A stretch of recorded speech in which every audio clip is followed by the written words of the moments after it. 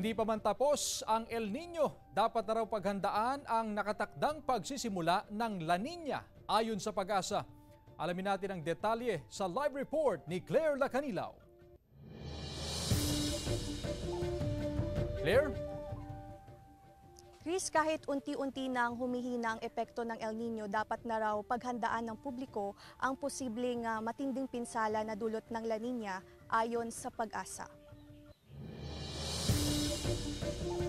Posibleng makaranas ang bansa ng mga mapaminsalang ulan at baha sa huling bahagi ng taon, lalo na sa pagsisimula ng La Nina. Ayon sa Pag-asa, posibleng pagpatak ng Hunyo ay makararanas na ng mga pag-ulan sa ilang bahagi ng bansa, kaya mas mainam daw na paghandaan ang pagsisimula ng La Nina. Sa susunod na linggo, inaasahan na rin ang unti-unting paghupa ng nararanasang matinding init ng panahon. Dapat paghandaan natin itong parating na La Nina. Pero yung forecast ng Pag-asa po naman ay nasa 60% pa lang ngayon yung as of this itong buwan na to, nasa 60% chance na makakaroon tayo ng La Nina. Ang ilang residente sa Sitio Fisheries sa Barangay Maluwad, Dagupan City, naghahanda na sa nalalapit na pagsisimula ng tag-ulan. Kadalasan kasi na binabahang lugar tuwing tag-ulan. Ang pinaghahandaan kasi namin yung paggawa ng balsa kasi pag bumaha, yun yung parang transportasyon ng mga bata tsaka yung mga tao dito. Tiniyak naman ng Dagupan City LGU ang kanilang kahandaan sakaling magsimula na ang La Nina sa bansa. Patuloy rin ang kanilang koordinasyon sa mga barangay sa lungsod para matiyak ang kahandaan sa anumang kalamidad.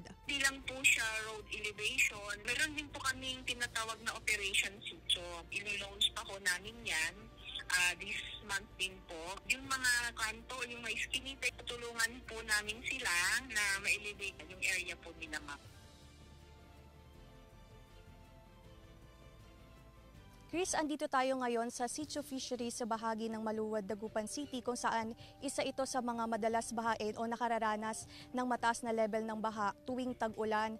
Kaya ang ilang mga residente ay inihahanda na ang paggawa ng balsa sakaling makaranas ng baha. Ayon naman sa Dagupan City LGU ay tuloy-tuloy pa rin ang kanilang pagsasagawa ng flood mitigation projects as well as yung road elevation projects upang sa ganon ay tuluyan na ngang masolusyonan ang kanilang problema sa baha, lalo na tuwing tag-ulan. Ayon naman sa Pag-asa, hindi nasing init ng nitong Abril o buwan ng Abril ang temperatura sa mga susunod na araw at posibleng makaranas ng localized thunderstorms sa iba't ibang panig ng bansa, lalo na tuwing hapon. Kaya paalala ng otoridad na magdala pa rin ng panangga sa init ng panahon at magdala pa rin ng panangga sa ulan. At yan muna ang latest dito sa Dagupan City. Chris.